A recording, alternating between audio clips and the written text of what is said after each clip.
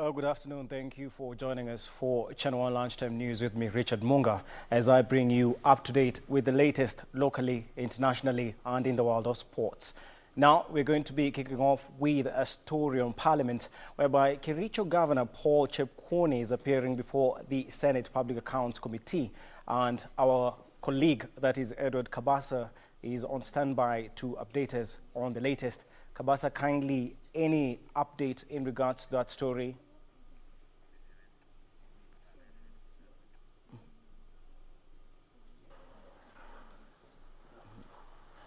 But then we see another retendering, as it were.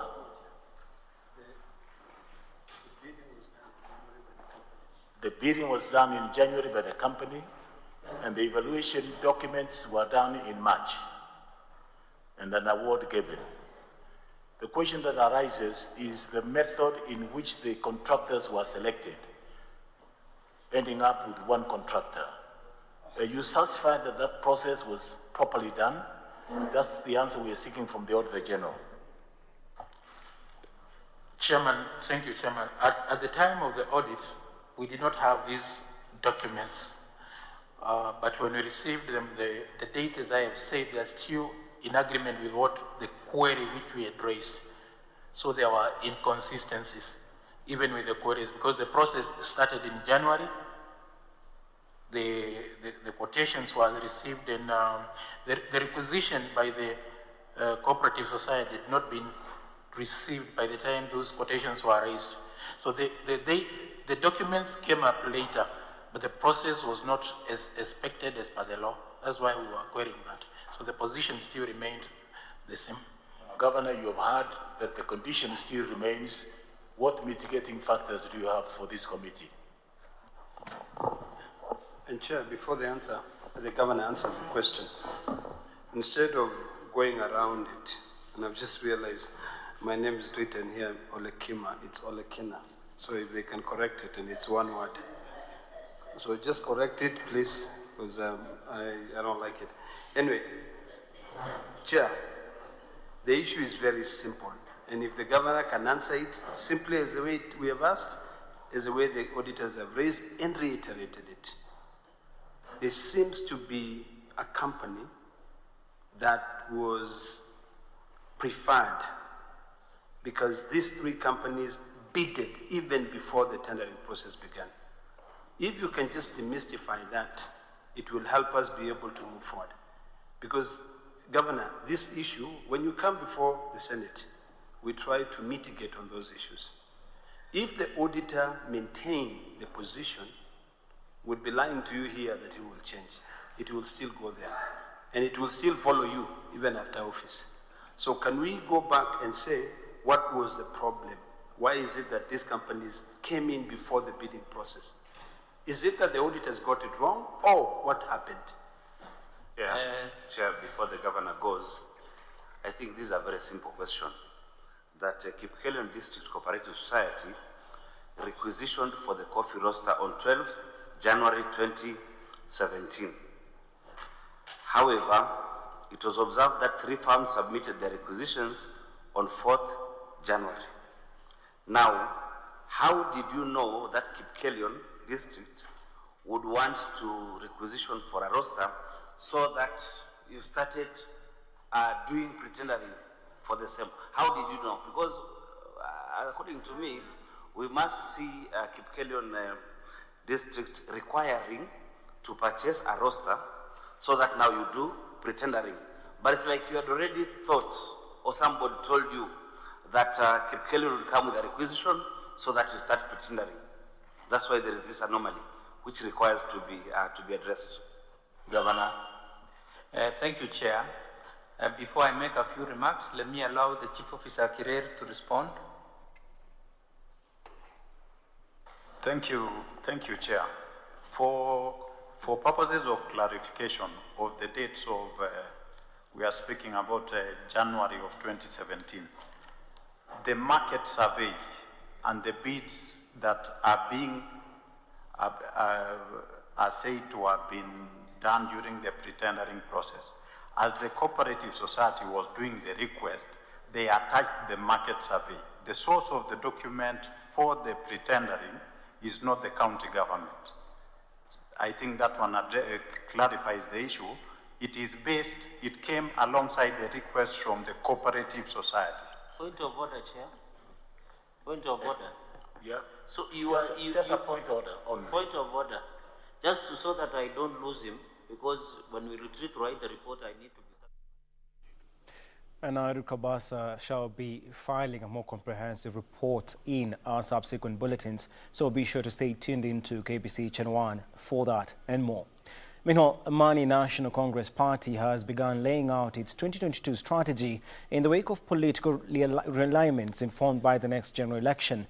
The party that is set to field Musalia Mudavadi as its presidential aspirant in the 2022 elections is targeting the vote-rich Mount Kenya region, where it is already conducting grassroots elections. 2 years to the general election, political parties have already hit the ground as they strategize to capture power when President Uhuru Kenyatta retires at the end of his 2-term tenure. Days after Musalia Mudavadi-led ANC Party National Executive Council declared Musalia as its party's flag bearer, focus now has shifted to mobilizing in counties. In Meru County, the party has already held its elections, with the new officials challenged to immediately embark on a mission to recruit more members. Musalia Mudavadi, our party leader, amekuwa pamoja nasi, amesimama na Uhuru Kenyatta, na tunataka kuambia Uhuru Kenyatta, we respect you so much. Lakini ikifika siasa za 2022, Uhuru Kenyatta, usikize mlima vile unasema. And we have started the journey today kukuambia Uhuru Kenyatta, the Mount Kenya region tuko na soft spot ya Musalia Mudavadi. Na umetuahidi uongozi bora bila corruption. Kwa hivyo tutakushika mkono na wewe tushike mkono. Wakati umefika, wanawake pia waende State House. ANC Mount Kenya Regional Coordinator Samuel Gikuru, who oversaw the exercise, saying that their candidate remains the best bet to take over from the president. Ikifika 2022, tumeangalia hawa viongozi wote na tumeona kuna kiongozi mmoja ambaye hajaihusishwa na maneno ya corruption, ambaye ni mnyenyekevu, ambaye ataleta Wakenya wote pamoja, na ni kiongozi wa ANC, His Excellency Musalia Mudavadi. Sentiments echoed by Ayub Kamau. Nyandarua tuko tayari kuungana na hiki chama cha ANC. And we want to assure them, Nyandarua si bedroom ya mtu yeyote. We are welcoming all the parties. And first of all, we want to welcome this party which has started today and yesterday. Hawa wamefika wa kwanza ndio tunakaribisha. Na nichukue fursa hii kushukuru hiki chama cha ANC for believing in youth leadership. According to the newly elected officials in Laikipia and Nyandarua counties, the party has commenced plans to open offices at sub-county levels in a bid to mobilize party members. Tunamsupport na tungeuza hata rais wetu atusupport, tumuunge mkono Mheshimiwa Musalia Mudavadi. Sasa tunaangalia chini sasa kama uongozi wa ANC kama tutakaa chini, tunataka turegister watu, tuunganishe wa youth wote, tujaribu kuunganisha youth wote ili turegister, na pia watu wale ambao ni wazazi wetu kutoka Laikipia tuweze kuuza sera ya Mheshimiwa Mudavadi na chama cha ANC. For Channel 1 News, I'm Gladys Mungai. Now, meanwhile, we have Chris Oburu and Robert Ouko, of course, who have appeared before Principal Magistrate Derek Kuto at the Kibera Law Court, and this is in regards to the shooting of Kevin Munga. And at the moment, we are going to be heading there, where our colleague Serafina Robi is updating us. And in regards to that case, Serafina Robi, kindly, if you can hear me, what had it that was reported that the prosecution was to ask for, further time for prosecution, so kindly, for investigation, so kindly, if you can confirm that?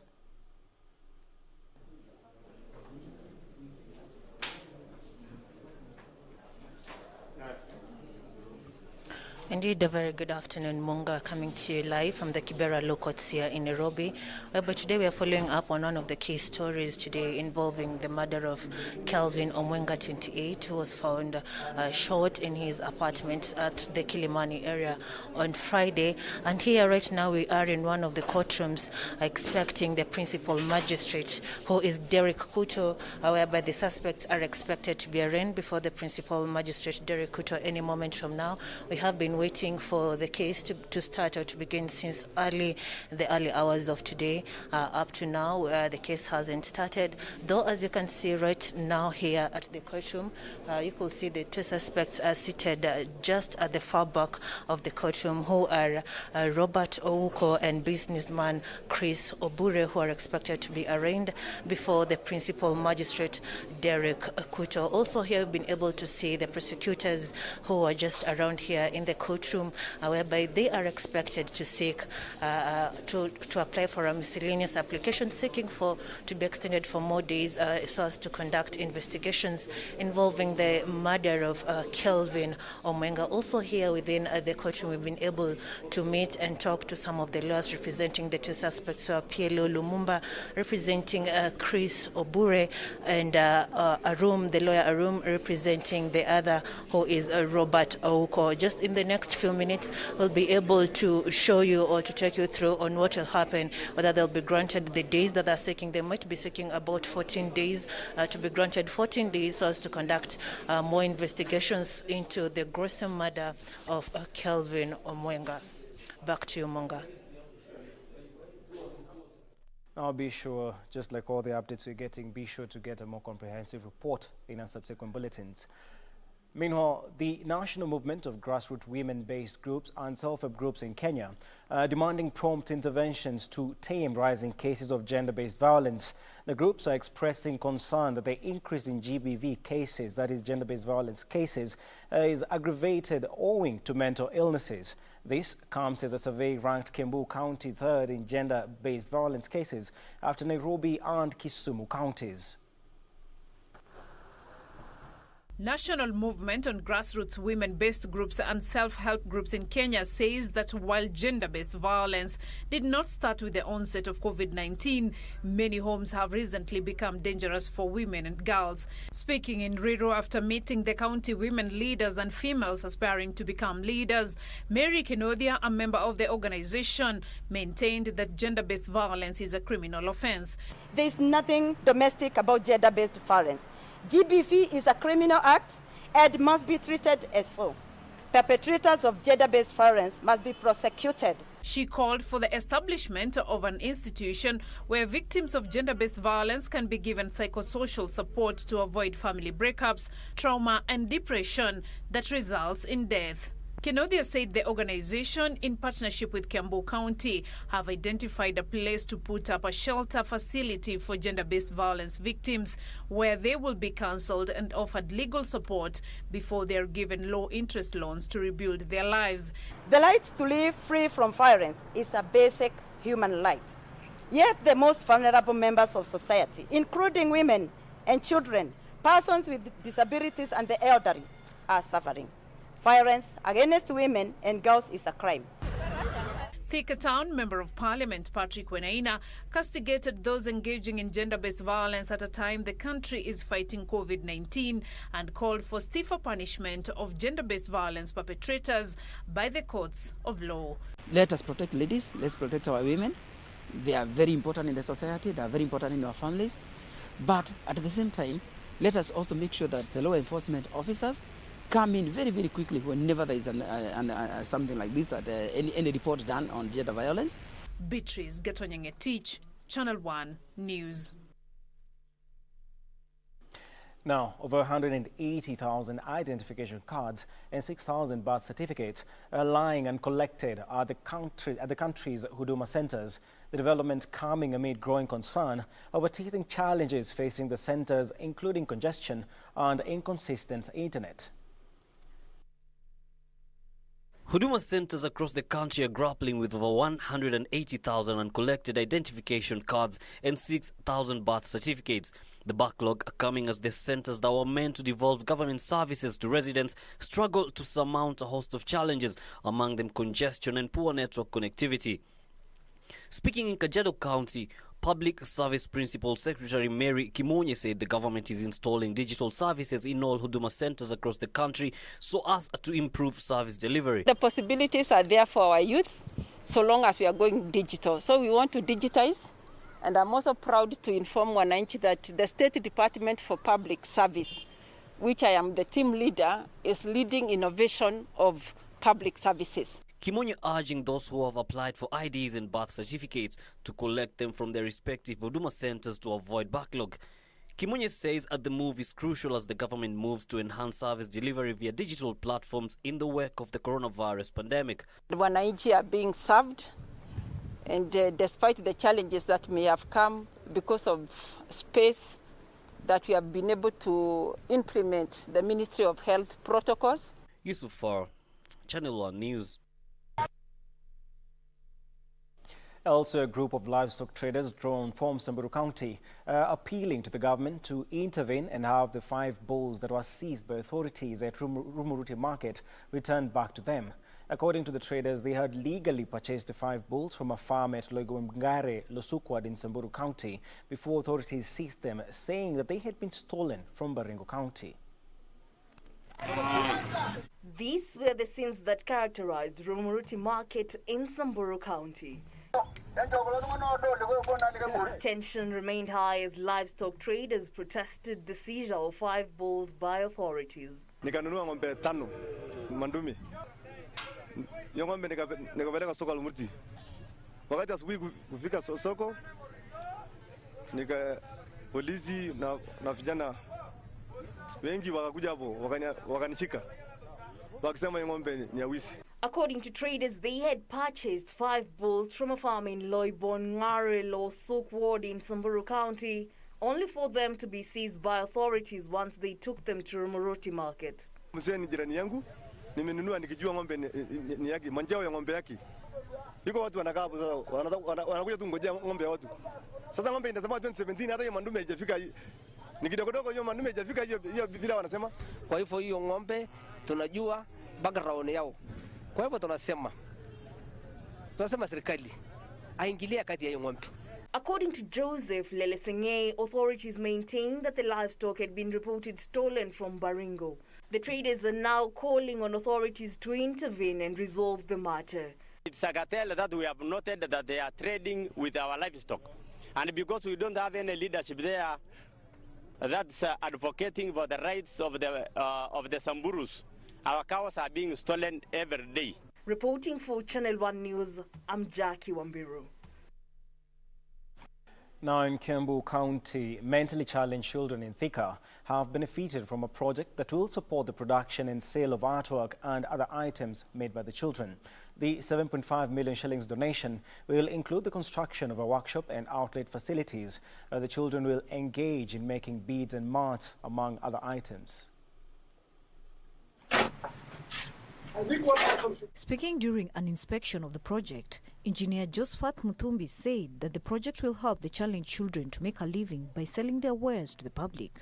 They deal with basic learning to be able to take care of themselves on terms of hygiene and basic writing and reading, but also crafts, making things that they can use using their hands. And the biggest thing they are doing is making beads and also making mats that we can use when you're on a dining table, and such kind of things that are done by hand. And they try to sell them to be able to bring in a bit of income. Mutumbi added that the project was established to assist and reduce the number of disabled persons camping along streets who spend their time begging to meet their daily needs.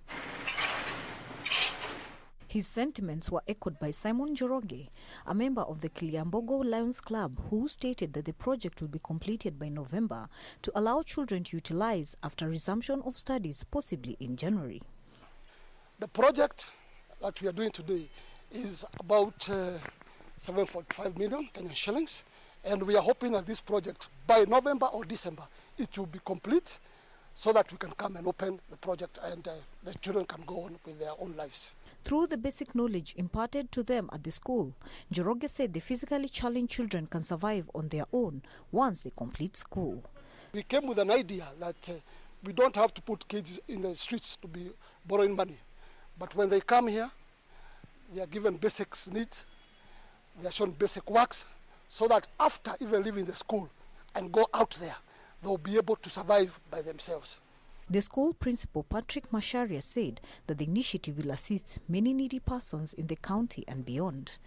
We are very happy, and may God bless you and give you more so that we can be able to assist as many needy children and people in our country. For Channel 1 News, I'm Emily K. Badi. Now, of course, for that and more stories, you can always log on to our website, www.kbc.co.ke, and you can always catch us live via YouTube, via our YouTube channel, that is KBC Channel 1. Well, we have a lot more lined up for you after the break, so see you shortly.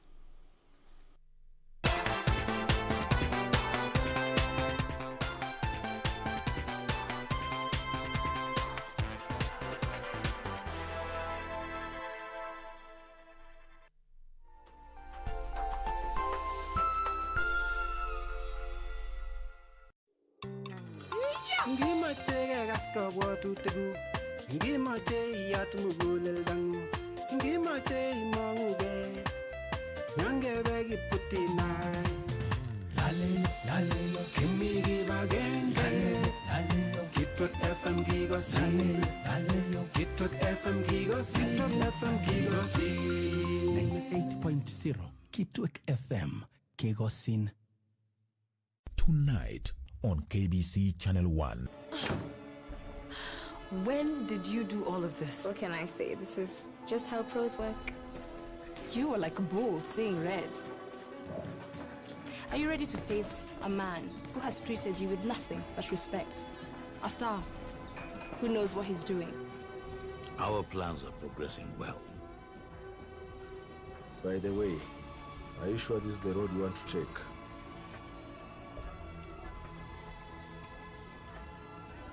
Don't worry about my soul, Douglas. I took the path to hell a long time ago.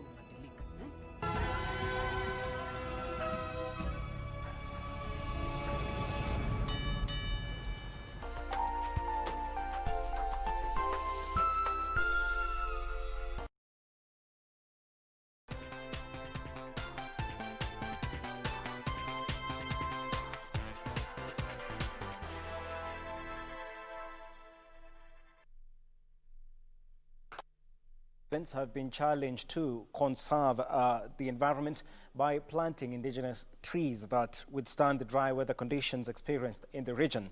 The Deputy Governor, Peter Lotethro, called for concerted efforts in planting of trees and conservation of environment to tackle climate change.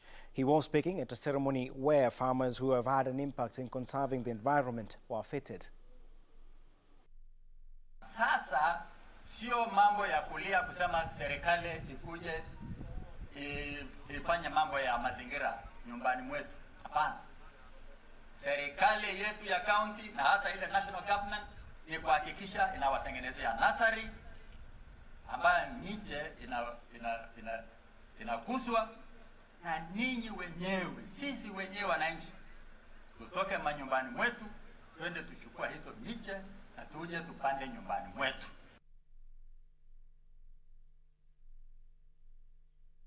Now, the government has allocated 113 million shillings for tarmacking and upgrading of roads in Kilifi North constituency. The allocation through the Kenya Urban Roads Authority is set to open up key areas that had been neglected for decades. The region has potential for fishing and tourism investments. Kilifi North constituency is set to face major developments thanks to the potential it poses for fishing and tourism investments. Among the key roads that will receive a facelift include tarmacking of Watamu, Jacaranda and Mayungu to Kaswarina, which will be getting its third contract of 38 million shillings to tarmac a 1.5 kilometer stretch of road. Kilifi North, a member of parliament, Owen Bayer, said the government allocated 29 million shillings for maintaining the Gede-Kakuyuni road. The upgrade will include a construction of a heavy maram culvert and drainage at the depression near Majimboni and extending of cable works from Gede to address the notorious flooding at Total Petrol Station in Timoni. This road is economically viable because there are many people who want to develop that area in terms of hotels, in terms of residences and all that. But you see, because of the road, they are not able to do that. Residents say they are facing major challenges due to the poor road infrastructure and expressed optimism that once the issue is resolved, there would be booming business. Mtalii ni mtu mwenye kupenda starehe. Sasa mtalii mwenye akipata sehemu mwenye shida hawezi kukaa, lakini akipata sehemu mwenye starehe basi mtalii ndo mara nyingi sana anapopenda sehemu ya kuweza kukaa. Those doing fish business say they spend heavily on transport as boda charge huge amounts of money for a short distance. They're also calling on the government to fast-track the tarmacking process so that they can have a smooth business operations. Barabara ikiwekwa lami watu uchumi utakuwa rahisi. Kwa sababu sahi tayari tikiti ya Kumbola kutoka Mayungu mpaka Malindi ni 250 kulingana na mazingira ya shida za barabara. The locals, despite the challenges, are hopeful that their cries will be heard and the government will increase at the pace of construction of the road network. Yusuf Farah, Channel 1 News. Now, elsewhere, the United States Food and Drug Administration has authorized the use of blood plasma from patients who have recovered from COVID-19 to treat those battling the disease. FDA says early evidence suggests plasma can decrease mortality and improve patients' health when introduced in the first 3 days of hospitalization. Over 23.6 million people across the world have been diagnosed with COVID-19. Hours after United States President Donald Trump announced the emergency authorization of convalescent plasma for COVID-19 patients, the plasma treatment has been given the green light by the Food and Drug Administration in the United States. Meanwhile, nearly 9 months since the new coronavirus was detected in the Chinese city of Wuhan, the COVID-19 disease it causes appears to be spreading faster than ever around the world, with some countries reporting their highest daily infection rates. India passed 3 million cases after recording just under 70,000 on Sunday. India has had the highest number of daily new cases in the world for the last 18 days, with more than 50,000 new cases each day. South Korea, a country praised for its initial handling of the coronavirus pandemic, has reported its highest daily total since March, warning that the country is on the brink of a nationwide outbreak, while Germany, France, Spain and Italy are also recording rising daily figures. The number of daily coronavirus cases recorded in Italy has nearly doubled in the past 5 days, jumping to more than 1,200 over the past 24 hours. This even as French Health Ministry reported 4,897 new coronavirus infections over the past 24 hours, marking the highest daily statistics since the end of a 2-month lockdown in May, meant to combat the pandemic. Elsewhere, Russia reported 4,744 new coronavirus cases, pushing its confirmed infection tally to 961,493, the fourth largest in the world. And Tokyo reported 95 new coronavirus cases, marking the lowest single-day tally since July 8, with cases having declined from peaks of above 400 recorded in early August. Australia's second most populous state of Victoria has reported the lowest daily rise in the new infections in 7 weeks. More than 16 million people around the world have recovered from the disease. At least 812,000 people have died, according to data from Johns Hopkins University. For Channel 1 News, I'm Emily K. Buddy.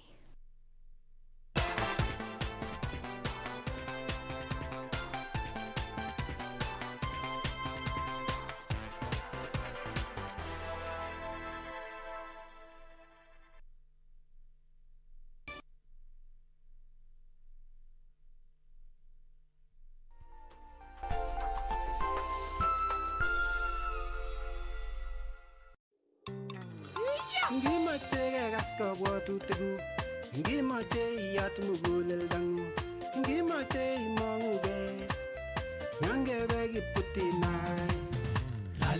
Lale, kimi giba genge, Kitwat FM gigosi, Kitwat FM gigosi,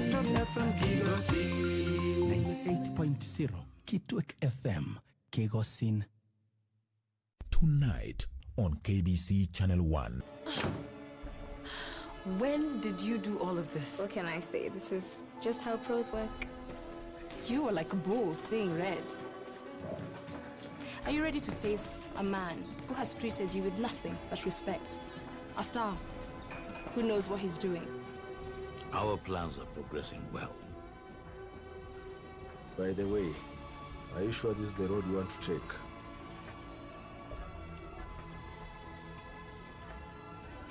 Don't worry about my soul, Douglas. I took the path to hell a long time ago.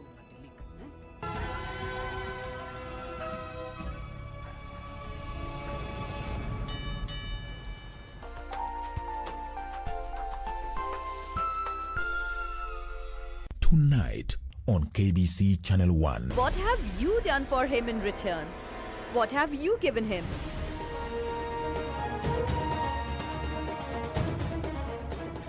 Your silence indicates that you did the right thing. What you did was right. Because you are a husband. A husband is regarded as God and can never do anything wrong. Am I right? Anyway, I want to thank you. Tonight on KBC Channel 1. Yahaya unaishi wapi? Kwani jina lako halisi nani?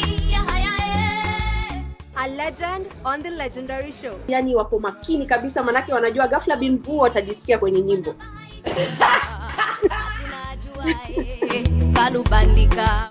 Yeah, there is a beef between Octopizzo and the OG. Without COVID, people would have met up and exchanged some blows. Kicks and blows.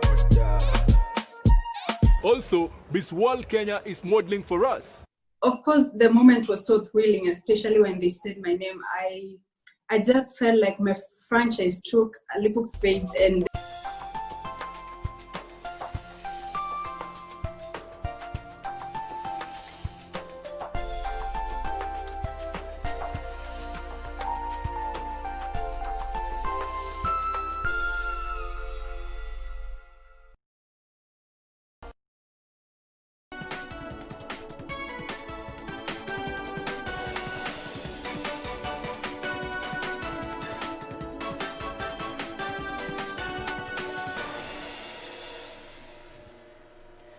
Now, let's have a look at business, whereby Lower Kuja Irrigation Development Project is targeting to enroll addition of 4,200 farmers as the scheme enters phase 3 of implementation. Operationalization of the project has seen some fishermen diversify to rice farming, which is gaining traction in Nyatike, Migori County. Nyatike had predominantly been a fishing and mining region due to its proximity to Lake Victoria and the Makalda mines. However, the operationalization of the Lower Juja Irrigation Development Project has reinvented economic activities in the area. Rice farming is giving us good profit because it doesn't have the very bad challenges like the ones that you experience at the lake. I would say right now I'm confidently able to pay fees for my children, unlike before. 80% has now left fishing and now they are doing rice production, because in farming they are assured at the end of 3 months they are going to get something. About 5,000 farmers are targeted as the project enters phase 3 of its implementation, up from the current 800 farmers. The significant crop here that is produced is rice in the so-called national schemes that run from Mwea to Ahero to Bunyala to Lower Kuja. And on that front, about 90% of the rice produced in the country is produced in these schemes. Of the 3,500 acres, 3,000 acres have been put under rice cultivation and 500 acres under sugarcane. The two crops are rotated with other horticultural crops. Within 2 years, in an area where farming was not being practiced, for you to bring 3,000 under irrigated agriculture, that means the community has really embraced the project. Tayari inanipa kipato. Ardhi naweza nikatumia kwa kulimia mchele ambayo zamani haikuweza. The farmers say their livelihoods have improved due to rice farming that has so far taken up 3,500 acres in phase 2 of the project's implementation in Sagama and Oriwo areas. According to National Irrigation Authority Deputy General Manager Daniel Atula, total rice production currently stands at 12,000 tons per harvesting season from the 3,000 acres. Regina Manyara reporting for Channel 1 Business. Meanwhile, a cultural center that seeks to preserve the principles of the Abagusi community has been launched at Ekerubo in Masaba South Sub-County. Abagusi Culture and Development Council Chair James Matandura says the center will avail artifacts for use by researchers, learners, as well as the local community. At the heart of Ekerubo in Masaba South Sub-County in Kisii County, it is the launch of the Matandura Cultural Village, a facility aimed at preserving the Abagusi community's culture for future generations. At the center, various activities are ongoing. Artifacts, milk goods, calabashes for serving food, bows and arrows, and three-legged traditional stools are some of the items on display. Besides the cultural practices, a library where books and artifacts on culture can be found is also on display. Abagusi Culture and Development Council Chair James Matindura says the center will avail artifacts for use by researchers, learners and local community, thus preserving and upholding their rich heritage. Tungependa wachue vile tulikuwa tunakaa zamani na mambo yale ya muhimu kama heshima. Vile vitu tulikuwa tukitumia nyakati zile hata ingawa tumebadilisha, wapate kujua vile vilikuwa vinaonekana na vile viko sasa. Area residents challenged to take advantage of the center to preserve their culture as an identity. Then the culture should be one thing that every person should embrace, as it is what God has put to give us morals that are befitting the society. Reporting for Channel 1 News, I'm Jackie Wambiru. Also, in an attempt to stem the rising cases of fraud, Equity Bank has consolidated its communication platform where customers will be contacted using one line. The bank says the universal number for all its going customers is also part of the rebranding exercise. Kenyans have lost millions of shillings to money scammers who pretend to call from various banking institutions.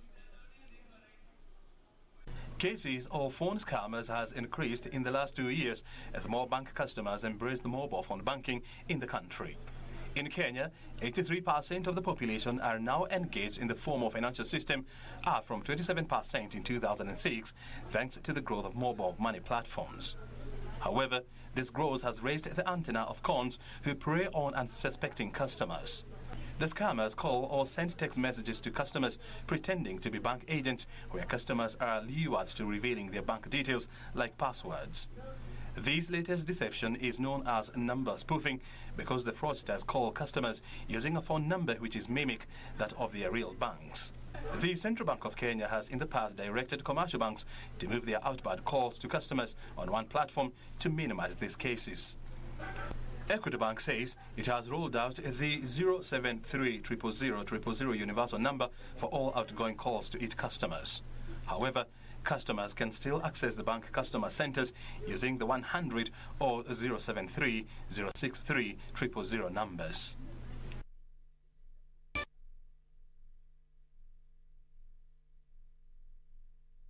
Well, that story, of course, brings us to yet another break, but we are going to be back with more just shortly. So, see you after the break.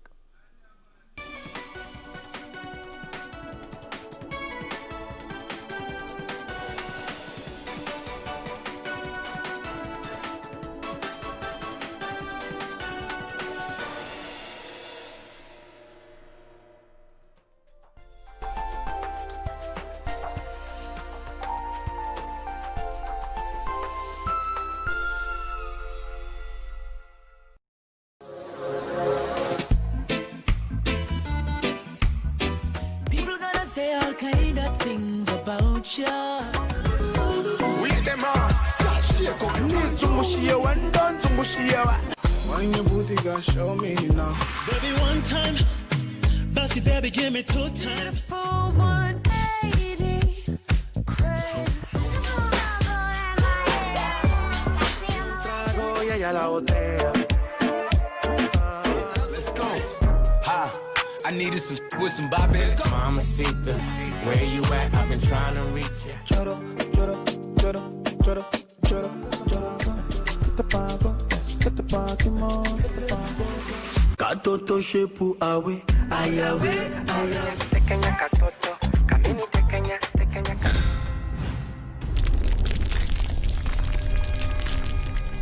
KBC, in collaboration with the Kenya Institute of Curriculum Development, is broadcasting enhanced out-of-class learning on radio, television and online. Catch the lessons every weekday on KBC Channel 1 from 2 to 4 p.m. on KBC English Service and 15 FM from 9:15 a.m. to 5 p.m. and Radio Taifa from 10 a.m. to 11 a.m.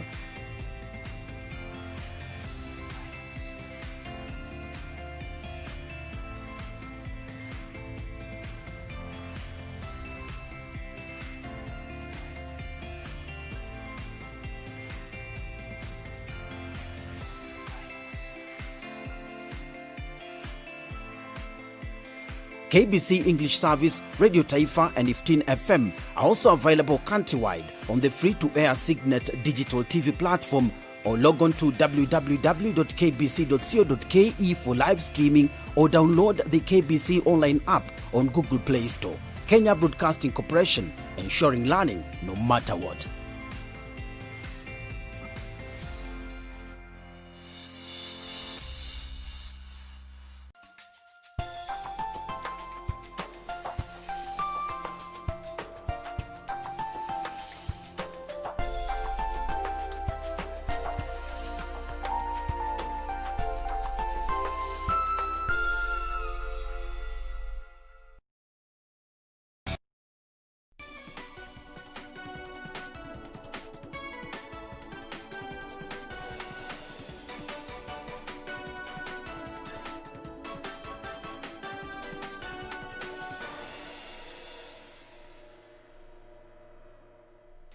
Welcome back now to another story. A management plan that seeks to control the flow of tourists to the famous Masai Mara National Reserve appears to have rattled a section of political leaders drawn from Narok County. According to Narok North Member of Parliament Muitalel Olekenta, the management plan that will be gazetted at the end of the month risks attracting the wrath of the local community, as there was no public participation. Renowned for the wildebeest migration, Masai Mara National Reserve has proved a global attraction, fascinating hundreds of tourists who flock the national resource each year. But a new management plan announced by Tourism Cabinet Secretary Najib Balala that the government says is expected to preserve and perhaps reverse the damage caused by high human traffic and commercial interest is attracting opposition from a section of political leaders from the region. Narok North MP Muitalel Olekenta says there was no public participation in the development of the plan that is set to be gazetted on 31st of August, even as he questioned the involvement of the person said to have illegally benefited from the reserve. What are the contents of this plan? Who was consulted in the preparation and making of this plan? Kenta saying the local community, especially the Purko and the Isiro clans who donated part of the reserve, must be consulted before the plan is executed, faulting the national government for allegedly interfering with the natural resource. The moment the local community, the moment they realize that something detrimental to their interest is the food, then I'd like to advise you, you're actually endangering the existence of the Mara, because the Maasai will not allow it. While announcing the plan earlier this month, Tourism Cabinet Secretary Najib Balala said the national government, in partnership with the Narok County government, were working a plan on a strategy that seeks to conserve the world-famous reserve, which was being degraded at an alarming rate. Yusuf Farah, Channel 1 News.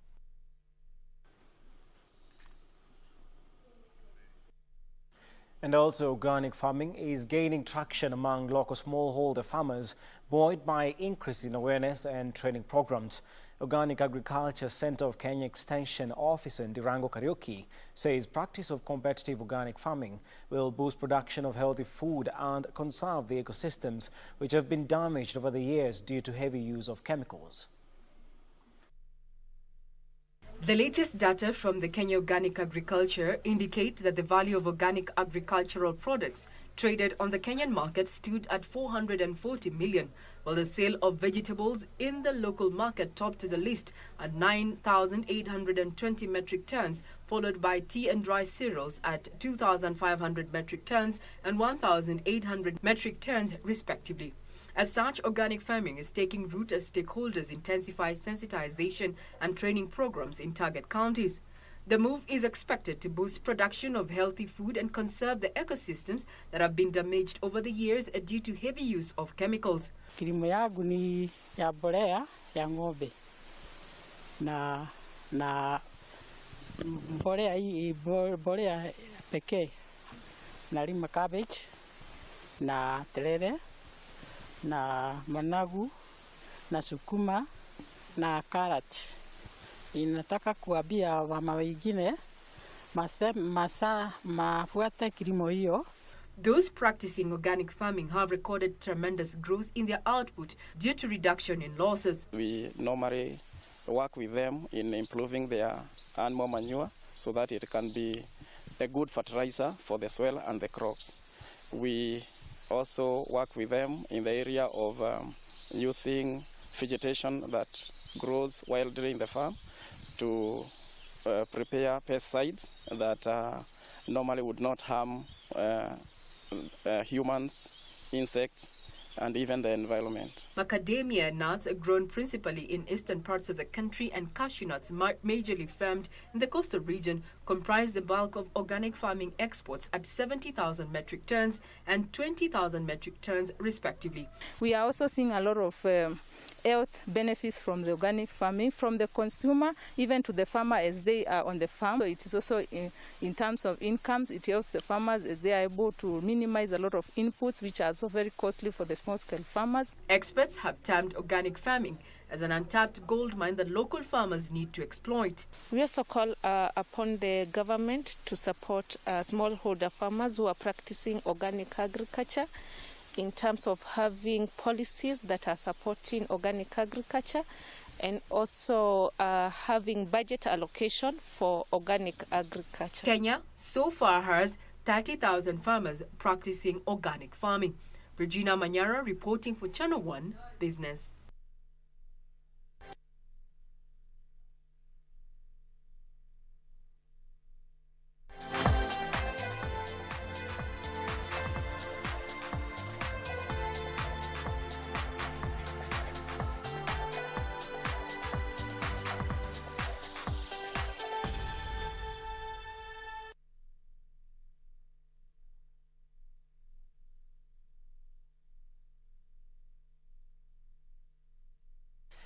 Now let's pick motorsports, whereby the Ministry of Sports has today released the return to sports guidelines, which stakeholders are expected to go through and give their opinions before return to sport date is set.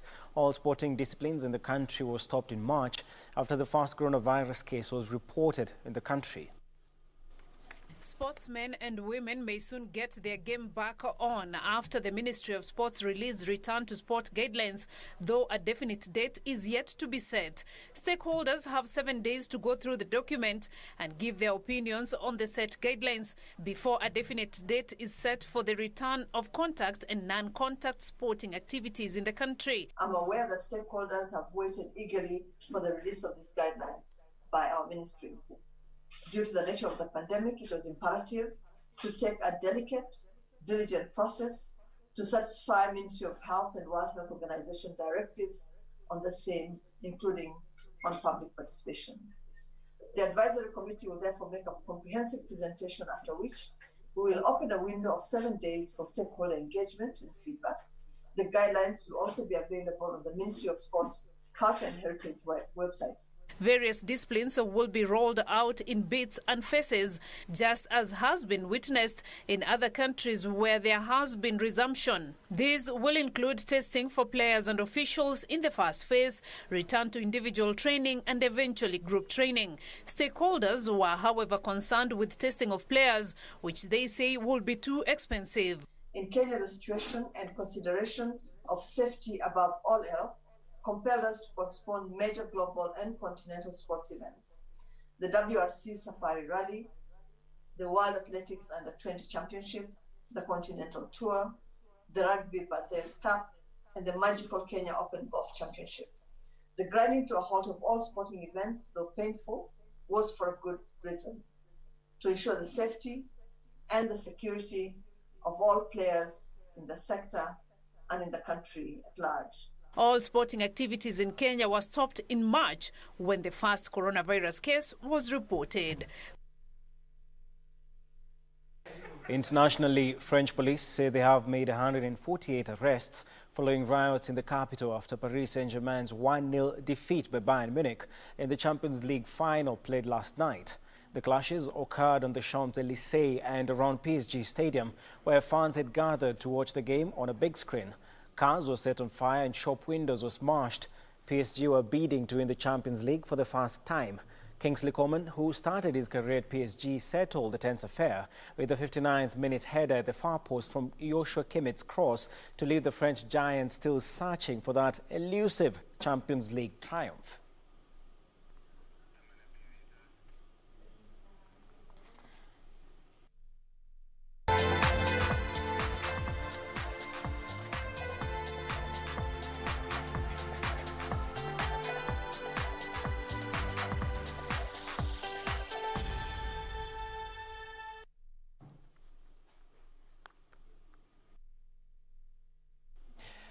Well, now we're going to be taking you a beat back to another business news story whereby South African lender ABSA has said it is unlikely to declare a full-year dividend after its interim profit plunged from 93% affected by the coronavirus pandemic. Details of this and more in our international business roundup. ABSA, which was already executing its turnaround drive when the pandemic struck, had already warned that bad loans would blow a hole in its performance and drag earnings down by up to 97%. The bank's headline earnings per share, the main profit measure in South Africa, stood at 67.7 cents in the 6 months to June 30th, compared to 920 cents a year earlier. The impact of a 297% rise in credit impairments was felt across all of its units. Its operations elsewhere in Africa, which were expected to bolster the earnings of South African banks following one of the world's strictest lockdowns in their home market, posted a 388% rise in credit impairments. ABSA has been on an aggressive drive to grow revenue elsewhere in Africa following its split from Britain's Barclays in 2017. Meanwhile, Japan's Takeda Pharmaceutical says it has agreed to sell its Japanese consumer healthcare business to U.S. investment fund Blackstone Group. Takeda Consumer Healthcare Company, which makes over-the-counter drugs and health products, is valued at $2.29 billion, and the sale price will be determined after calculating its debt and other factors, according to the firm.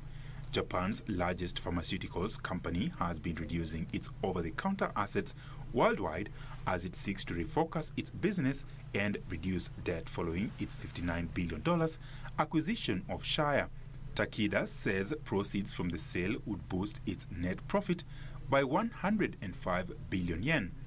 The transaction is expected to close by March 31st next year, subject to regulatory closing conditions. Finally, ByteDance investors are in talks to use their stakes in the Chinese technology firm to help finance their bid for its popular short video app TikTok, according to people familiar with the matter. ByteDance has been in talks to divest TikTok's North America, Australia, and New Zealand operations to potential acquirers including Microsoft and Oracle. U.S. President Donald Trump had ordered the Chinese company to advertise with the social media app in the United States, citing concerns over the safety of the personal data it handles. Some ByteDance investors, including investment firm General Atlantic, are vying to own large stakes in the TikTok's asset for sale. Under their restructuring plan, Microsoft or Oracle could receive a minority stake in the assets. The TikTok assets for sale could be worth between $25 and $30 billion. Ronaldo Willie, Business Defined. Ronaldo Willie, News Hour Business. Well, that story brings us to the end of Channel 1 Lunchtime News with me, Richard Munga. But always remember that you can get more news updates in our subsequent bulletins, or you can also log on to our website, www.kbc.co.ke. Our sign language interpreter has been Simon Karoda. Do enjoy the rest of your viewing.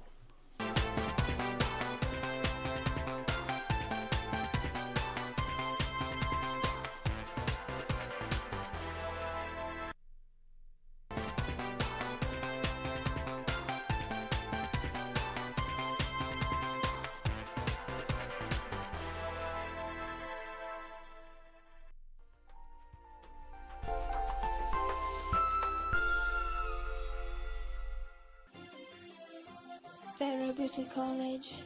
Vera Beauty and Fashion College, with branches in Nairobi, Eldoret, Thika and Meru.